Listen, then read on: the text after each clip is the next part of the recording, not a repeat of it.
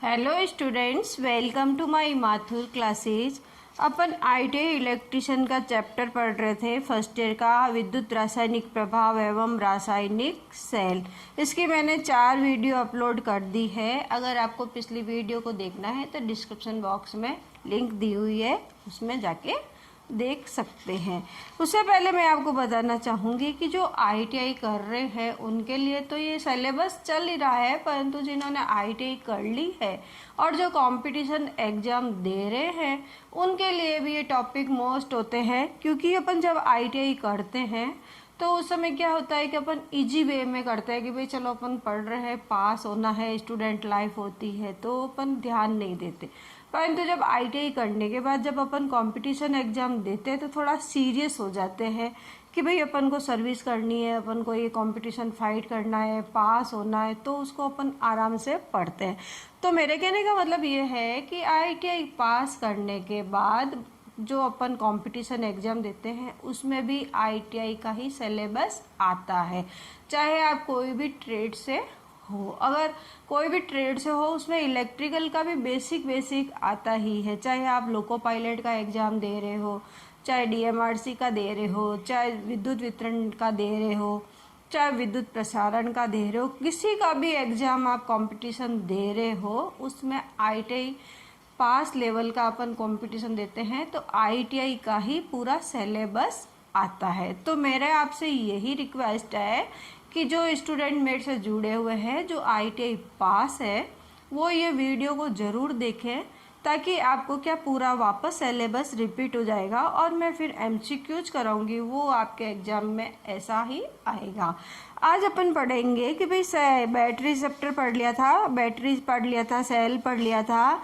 आज अपन पढ़ेंगे बैटरी की क्षमता। उससे पहले मैं ये कहना चाहती हूँ कि जिन्होंने अभी तक मेरे चैनल को सब्सक्राइब नहीं किया है तो प्लीज़ एक बार सब्सक्राइब कर दें, पास में दिए हुए बेल आइकन को भी क्लिक करें ताकि वीडियो की अपडेट्स आपका टाइम पर मिलती रहेगी।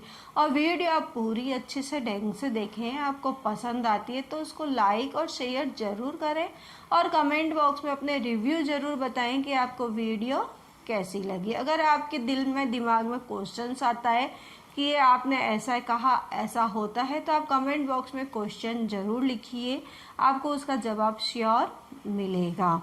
तो आज अपन पढ़ेंगे बैटरी की क्षमता कि भाई बैटरी की क्षमता क्या होती है, किस में नापते हैं। तो सबसे मोस्ट इम्पोर्टेंट यही होती है कि बैटरी की क्षमता किस में नापते हैं।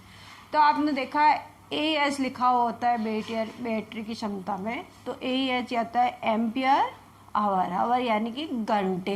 तो बैटरी की क्षमता नापते हैं एम्पियर आवर में। ये भी इम्पोर्टेंट है, ये क्वेश्चन बहुत बार आता है कि बैटरी की क्षमता किस में नापते हैं।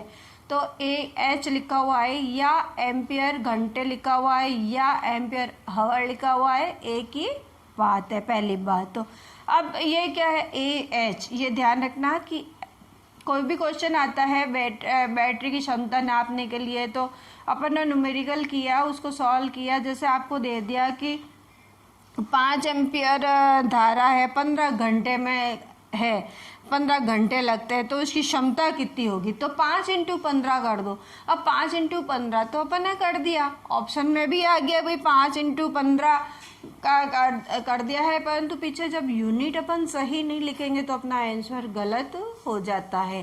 तो उसकी एम्पियर आवर होती है क्षमता, बैटरी की क्षमता।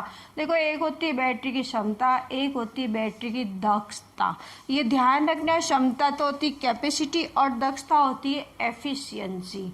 दक्षता में अपन देखते हैं कि आउटपुट बटा इनपुट इंटू 100, वो होती है दक्षता। परंतु क्षमता की इसकी क्या कैपेसिटी है कि भाई आप कोई जैसे कुछ काम कर रहे हो, आपको मैंने कह दिया कि ये पत्थर यहाँ से यहाँ लाना है, तो आपके अंदर कितनी कैपेसिटी है कि आप इस पत्थर को उठा के यहाँ पे ले जा सकते हो, होती कैपेसिटी यानी कि क्षमता।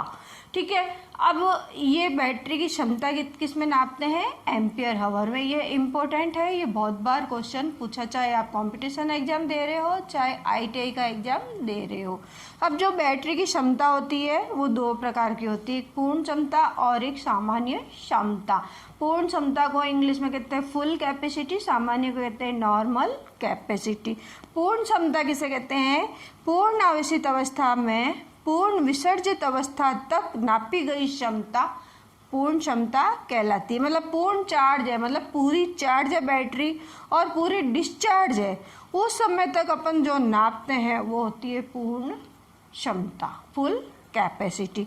और सामान्य दक्षता किसे कहते हैं? जैसे लेड एसिड बैटरी है, ज़्यादातर अपन को अब वही काम आती है सब जगह। तो लेड एसिड बैटरी है पूर्ण आवेशित अवस्था में, जैसे 1.8 वोल्ट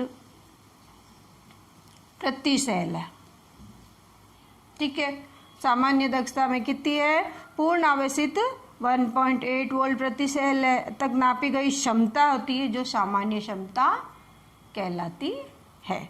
अब इसमें क्या है कि जैसे मैंने आपको दे दिया, एक क्वेश्चन है कि यदि कोई, एक क्वेश्चन लिख लीजिए आप, यदि कोई बैटरी 5 एम्पियर विद्युत धारा 5 एम्पियर, जैसे यहाँ पे दे दिया 5 एम्पियर विद्युत धारा 15 घंटे में करती है, तो आई तो क्या हो गया 5 एम्पियर और आवर क्या हो गया 15 घंटे, तो उसकी क्षमता क्या होगी? तो अपन क्या करेंगे, एम्पियर इंटू आवर है तो 5 इंटू 15 कर दिया, तो 5 इंटू 15 कितना होता है?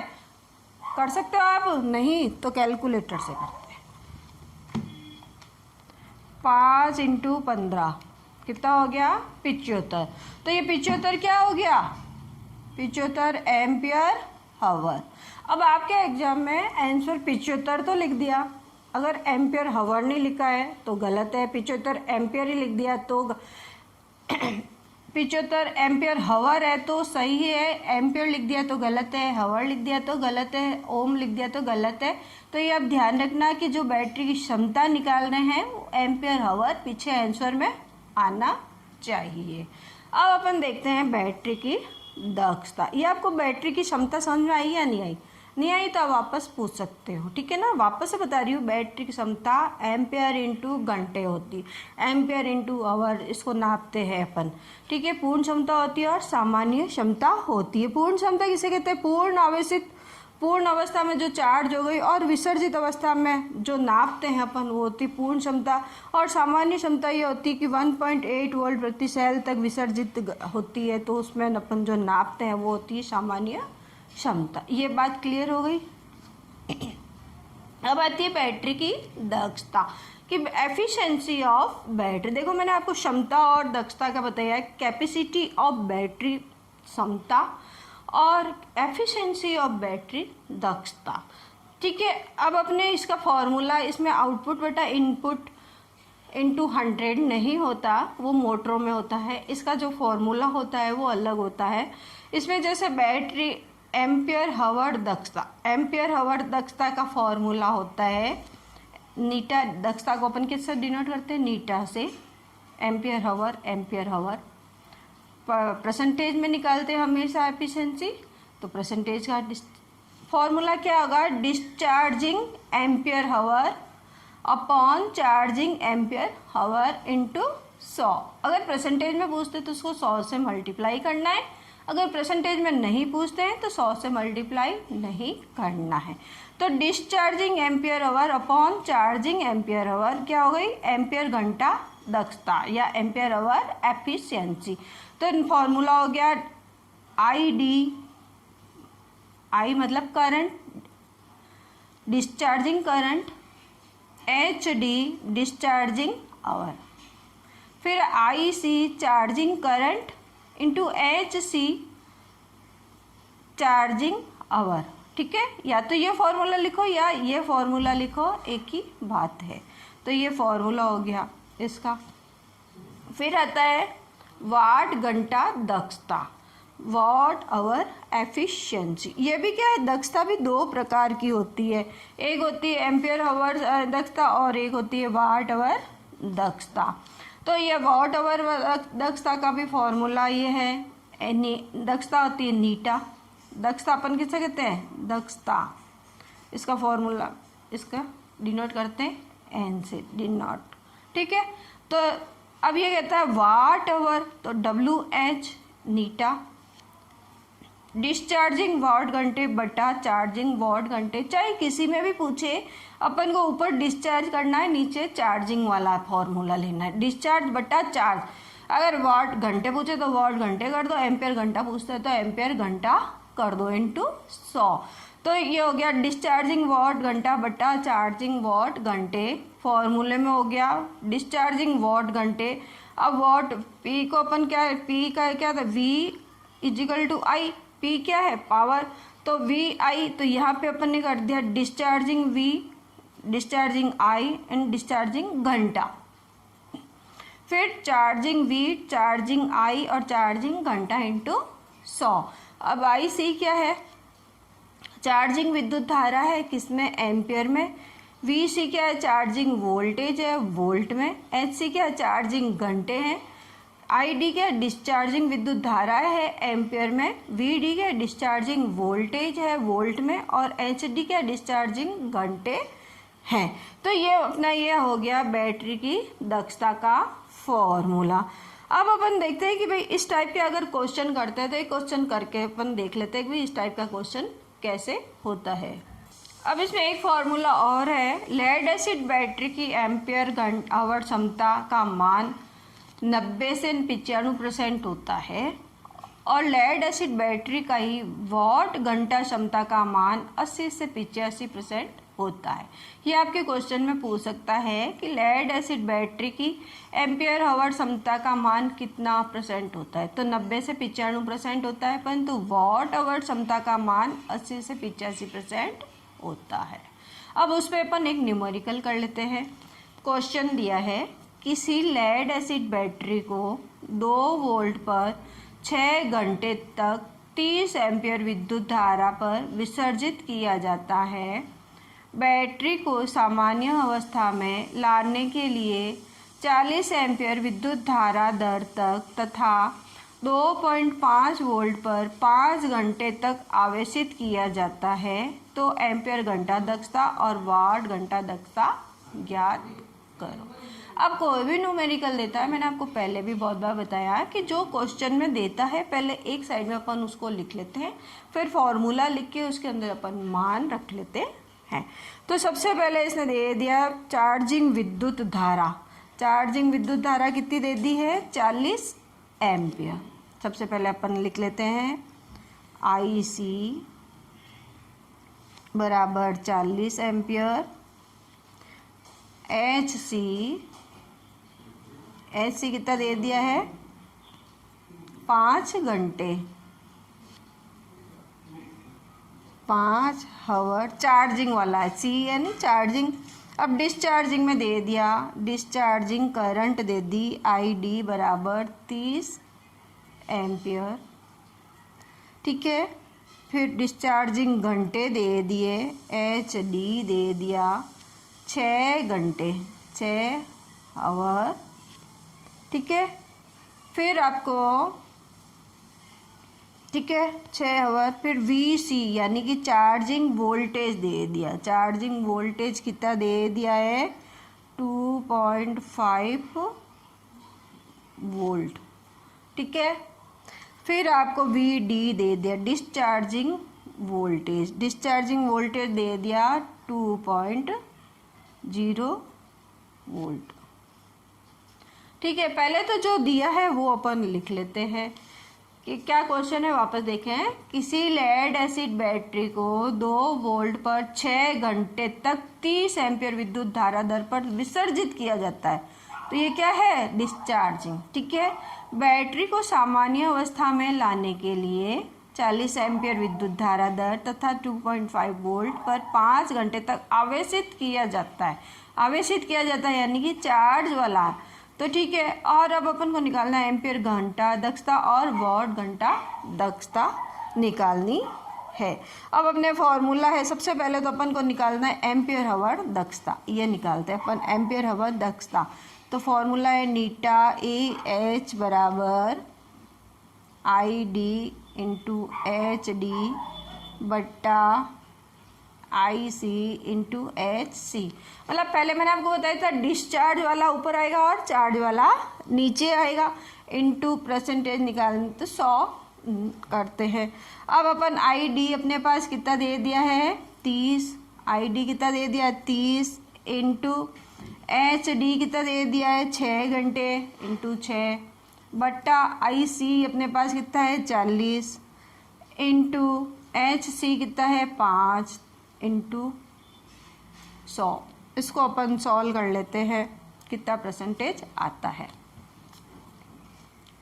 सबसे पहले अपन 40 इंटू 5 ये क्या हो गए 200, ठीक है। अब अपन 30 इंटू 6 180 इंटू 100, ठीक है। ये 100 कट गए तो 180 में अपन 2 का भाग दे देते हैं तो कितना आ गया 90%। कितना आ गया 90%। तो ये आपके ये क्या आ गया एम्पियर घंटा दक्षता कितनी आ गई 90%। NaH ये 90 पे अगर MCQ है तो उसको टिक कर दें। अब सेकंड अपन को निकालना है वाट घंटा दक्षता। वाट घंटा दक्षता का भी फॉर्मूला क्या है VD/ID/HD अपॉन VC/IC/HC इंटू 100। ये भी अपन फॉर्मूले में मान रख लेते हैं। दूसरा क्या फॉर्मूला है NWH बराबर VD/ID/HD बट्टा VC/IC/HC इंटू 100। अब इसके अंदर अपन वैल्यू रख लेते हैं। VD अपने को कितना दे दिया है 2, अपन फटाफट मान रख लेते हैं VD 2 इंटू ID कितना दे दिया 30 इंटू HD कितना दे दिया है 6 अपॉन VC कितना दे दिया है 2.5 इंटू IC कितना दे दिया है 40 इंटू HC कितना दे दिया है 5 इंटू 5 इंटू 100। अब इसको भी अपन सॉल्व कर लेते हैं कि भाई कैसे सॉल्व करते हैं। देखो कंपटीशन एग्जाम में तो कैलकुलेटर अलाउ नहीं है, परंतु IITI के अंदर सिंपल कैलकुलेटर अलाउ है। कई स्टूडेंट मुझे कमेंट बॉक्स में कहते हैं कि मैडम आप कैलकुलेटर क्यों यूज करते हो। तो इसका क्या है कि जो IITI के स्टूडेंट है उनके लिए तो कैलकुलेटर अलाउ है और अपन ऐसे ही कैलकुलेशन करके बताते हैं उनको, तो उनको नहीं समझ में आता। वो पूछते हैं मैडम ये कैसे काटा, ये क्यों किया, ये ऊपर कैसे गया, ये नीचे कैसे गया। तो सिंपल से कैलकुलेटर से उनको कैलकुलेशन समझाते हैं तो वो अपना आप समझ में आ जाती है कि हाँ इसको इससे गुणा करना है, इसको इससे भाग देना है। तो अपन कैलकुलेटर का यूज लेते हैं। 2.5 इंटू 40 इंटू 5 कितना आ गया 500। फिर 2 इंटू 30 इंटू 6 360 इंटू 100। 2 0 कट गए। अब 360 के अंदर अपन 5 का भाग दे देते हैं तो कितना आ गया 72। 72 क्या आ गई परसेंटेज नीटा WH वाट आवर दक्षता, ठीक है। ये आपके 72%। अब आप ऑप्शन में ये 2 क्वेश्चन तो पूछ लिए। ऑप्शन में आएगा 90,72%, 90% 72%। तो उसको अपन को ओके करना है, ठीक है ना। तो ये हो गई आपकी दक्षता। अब अपन देखते हैं कि बैटरी चार्जिंग का, कि बैटरी चार्जिंग कैसे करते हैं और कौन कौन सी विधियाँ होती है। अब जो बैटरी चार्ज करते हैं तो बैटरी चार्ज में क्या होता है कि अपन को वापस चार्ज करने के लिए क्या DC सप्लाई की आवश्यकता होती है। तो DC सप्लाई कहीं पे हो या नहीं हो तो अपन क्या करते हैं AC को DC में परिवर्तित करके बैटरी को चार्ज करते हैं। देखो बैटरी को चार्ज करना अलग बात है और चार्जर को चार्ज करना अलग बात है। तो बैटरी को अपन चार्ज कर रहे हैं, तो बैटरी को किसे कर रहे हैं, एसी से डीसी में कन्वर्ट कर रहे हैं। अब जो बैटरी चार्जिंग की जो विधि होती है वो 4 तरह की विधियाँ है। स्थिर करंट चार्जिंग विधि, स्थिर वोल्टेज चार्जिंग विधि, ट्रिकल चार्जिंग विधि और बैटरी चार्जर विधि। ये विधि अपने कहीं यूज में नहीं आती, ज़्यादातर आती है बैटरी चार्जर विधि। बैटरी चार्जर विधि में क्या होता है कि एसी सप्लाई होती है अपने पास, तो बैटरी चार्जर को चार्ज करते हैं। इसमें क्या होता है 230 वोल्ट अपन एसी सप्लाई होती है और उसको डीसी में कन्वर्ट करते हैं। 6 वोल्ट, 12 वोल्ट, 24 वोल्ट ये डीसी से होती है। और इसमें जो करंट होती है वो 3 एम्पियर, 6 एम्पियर और 12 एम्पियर करंट होती है। इसमें अपन क्या है कि ट्रांसफार्मर में भी क्या होता है कि 230 volt single phase supply AC supply को 6 वोल्ट, 12 वोल्ट, 24 वोल्ट डीसी में चेंज कर सकते हैं। रेक्टिफायर होता है, उसमें क्या है मेटल रेक्टिफायर होता है या सिलिकॉन कंट्रोल रेक्टिफायर डायोड होता है, जो भी क्या है एसी को डीसी में परिवर्तित करता है। और तीसरा होता है वोल्टेज रेगुलेटर। वोल्टेज रेगुलेटर में भी क्या है ट्रांसफार्मर की सेकेंडरी वाइंडिंग में 6 वोल्ट, 12 वोल्ट, 24 वोल्ट की टैपिंग करके वो उसको अपन करते हैं। तो ये क्या है बैटरी चार्जर विधि से ये होता है। इसके जो शॉर्ट क्वेश्चन बनेंगे वो मैं आपको बताऊंगी। ज़्यादातर क्वेश्चन में आता है कि चार्जर को एसी सप्लाई से चार्ज करते हैं या डीसी से, और बैटरी को एसी से करते हैं या डीसी से। तो इसके क्वेश्चन में आपको क्वेश्चन कराऊंगी एमसीक्यूज, उसमें अपन देखेंगे। अब आता है बैटरी की चार्जिंग अवस्था, जो बहुत इम्पोर्टेंट है। बैटरी की जो चार्जिंग अवस्था है ये बहुत इम्पोर्टेंट है। ये बहुत इम्पोर्टेंट है, चाहे आप कोई कंपटीशन एग्जाम दे रहे हैं, चाहे आईटीआई कर रहे हैं, चाहे पॉलिटेक्निक कर रहे हैं, चाहे इंजीनियरिंग कर रहे हैं, चाहे आप 12th में हैं। ये बहुत इम्पोर्टेंट है, ये क्वेश्चन जरूर आता ही आता है। अब बैटरी का आता है पूर्ण चार्ज, अर्ध चार्ज और डिस्चार्ज। 3 तरह की उसमें होती है बैटरी की अवस्थाएं। तो पूर्ण चार्ज यानी कि फुल चार्ज होती है, अर्ध चार्ज यानी कि हाफ चार्ज, और डिस्चार्ज यानी कि पूरी डिस्चार्ज की भी काम ही नहीं कर रही है। तो अपन फुल चार्ज में विद्युत वाहक बल कितना होता है और उसका अपेक्षित घनत्व कितना होता है, ये अपन को याद रखना पड़ेगा। एग्जाम में ज़्यादातर आता है कि लेड एसिड बैटरी पूर्ण चार्ज कितना अपेक्षित घनत्व होता है या विद्युत वाहक बल कितना होता है। तो ये 2 चीज़ें हैं जो अपन को बहुत इम्पोर्टेंट है इस चैप्टर में, कि इसमें से क्वेश्चन आता ही आता है। ठीक है ना। तो फुल चार्ज अवस्था में क्या होता है, विद्युत वाहक बल जो होता है वो 2.2 वोल्ट प्रति सेल होता है। ठीक है ना। और इसका अपेक्षित घनत्व होता है वो 1.25 से 1.28 होता है। ध्यान रखना क्या है, विद्युत वाहक बल फुल चार्ज में 2.2 वोल्ट प्रति सेल और उसका अपेक्षित घनत्व होता है वो 1.25 से 1.28। ठीक है ना। अपेक्षित घनत्व की कोई यूनिट नहीं होती, ये इम्पोर्टेंट बात है, ध्यान रखना। अपेक्षित घनत्व की क्या यूनिट होती है, क्वेश्चन में पूछा जाता है। तो अपेक्षित घनत्व की कोई यूनिट नहीं होती, ये मोस्ट इम्पोर्टेंट है, अब ध्यान रखना। फिर आता है हाफ चार्ज यानी कि अर्ध चार्ज, आधी चार्ज हुई है बैटरी, तो उस समय उसका विद्युत वाहक बल कितना है और उसका अपेक्षित घनत्व कितना है। विद्युत वाहक बल होता है 2.0 से 2.15 वोल्ट प्रति सेल और अपेक्षित घनत्व होता है 1.20 से 1.25 हाफ डिस्चार्ज में। ठीक है ना। हाफ चार्ज होगी तो हाफ डिस्चार्ज भी हो जाएगी। फिर टोटली डिस्चार्ज होती है, तो टोटली डिस्चार्ज में विद्युत वाहक बल 2 वोल्ट प्रति सेल से कम होता है और उसका अपेक्षित घनत्व 1.18 या उससे कम होता है। अपेक्षित घनत्व की कोई यूनिट नहीं होती। देखो मैं आपको बार बार बता रही हूँ, इस टाइप के क्वेश्चन अपन को कंफ्यूज करने के लिए क्वेश्चन आता है और ज़्यादातर ये कंपटीशन एग्जाम में ही ये क्वेश्चंस आता है कि ये अपेक्षित घनत्व की यूनिट क्या होती है। अपन पढ़ते हैं तब अपन सोचते हैं यार सबके तो यूनिट होती है, तो इसकी भी तो कहीं ना कहीं यूनिट होगी। तो ये आप ध्यान रखना कि अपेक्षित घनत्व की कोई यूनिट नहीं होती।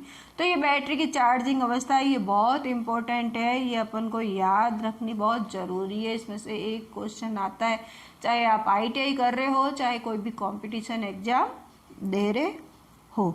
अब जो चार्जिंग ये तो इसकी अवस्थाएं हो गई। अब इनकी अवस्थाएं किससे नापते हैं, कैसे पता चलेगा कि ये हाई इसके पूर्ण चार्ज है या डिस्चार्ज है या हाफ चार्ज है, ये कैसे अपन को पता चलेगा? तो इसके लिए भी जो विधियाँ है वो अलग अलग विधियाँ है कि भाई कौन सी होती है। एक होती है हाइड्रोमीटर द्वारा, एक होती है high rate discharge cell tester द्वारा, और एक होती है गैस डिस्चार्ज द्वारा। अब जो इसको चार्ज करने की जो विधियाँ है वो होती है एक हाइड्रोमीटर द्वारा, डायरेक्ट डिस्चार्ज द्वारा, सेल टेस्टर, और गैस डिस्चार्ज द्वारा सेल टेस्टर। तो अब जो हाइड्रोमीटर द्वारा होती है उसमें क्या होता है कि हाइड्रोमीटर तो आप सबने देखा ही होगा, ऊपर काली नॉब होती है, कांच की नल की होती है, और नीचे ब्लैक कलर का वो होता है रबड़ का। उसमें अपन क्या होते हैं कि जो भी बैटरी डिस्चार्ज है या बैटरी के जो वेंट प्लग को खोल के उसके अंदर अपन हाइड्रोमीटर को डालते, पूरा डालेंगे नहीं, उसको थोड़ा तैरता हुआ रखेंगे, और फिर अपन ऊपर जो ब्लैक कलर की जो होती है उसको अपन दबाते हैं तो थोड़ा सा उसके अंदर इलेक्ट्रोलाइट ऊपर चढ़ता है। तो इसके अंदर क्या है कि अपन उसको इलेक्ट्रोलाइट में डालते हैं तो इलेक्ट्रोलाइट उसमें बढ़ जाता है, और उसके अंदर इसमें हाइड्रोमीटर में दिया हुआ होता है डिस्चार्ज का, हाफ चार्ज का और चार्ज का, पूरे अंदर कलरफुल होता है। वो भी मेरे पास हाइड्रोमीटर नहीं है, कॉलेज जाऊंगी तब मैं निकाल के आपको बताऊंगी उसका कि हाइड्रोमीटर को कैसे नापते हैं।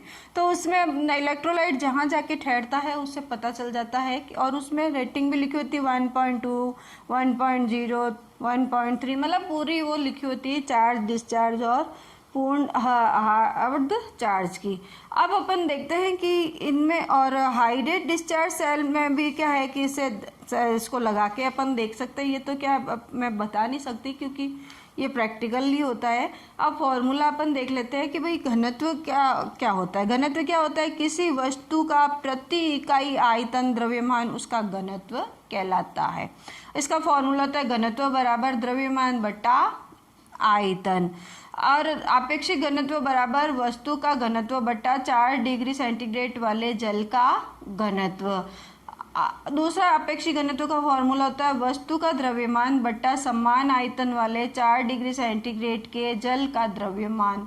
ये इसका आपेक्षिक घनत्व के फॉर्मूला अगर आता है कहीं तो, बाकी ये इतना इम्पोर्टेंट नहीं है। ये देखो आपेक्षिक घनत्व का कोई मात्रक नहीं होता। तो ये आज अपने ये चैप्टर यहाँ पे फिनिश होता है। इसके एमसीक्यूज अपन और भी बहुत सारे करेंगे डिटेल में, एक एक लाइन में से एक एक एमसीक्यूज करेंगे तो वो आपको अच्छे से समझ में आएगा। और अब आप इस वीडियो को ज़्यादा से ज़्यादा शेयर करें ताकि अपने दूसरे फ्रेंड्स को भी, लॉकडाउन स्थिति में घर बैठे हैं तो घर बैठे क्या है, कॉलेज तो नहीं चल रही, अपन कॉलेज नहीं जा सकते, घर बैठे अपन सेल्फ स्टडी कैसे करेंगे, तो अपन YouTube का यूज़ लेते हैं। तो YouTube में आप ज़्यादा से ज़्यादा ये वीडियो शेयर करेंगे तो सभी स्टूडेंट को इसका फ़ायदा होगा। और इस चैनल के अंदर आपको ITI का फर्स्ट ईयर और सेकेंड ईयर का पूरा सिलेबस के हिसाब से नोट्स सहित वीडियो अपलोड हो रही है, तो उसका आप ज़्यादा से ज़्यादा फ़ायदा उठाइए।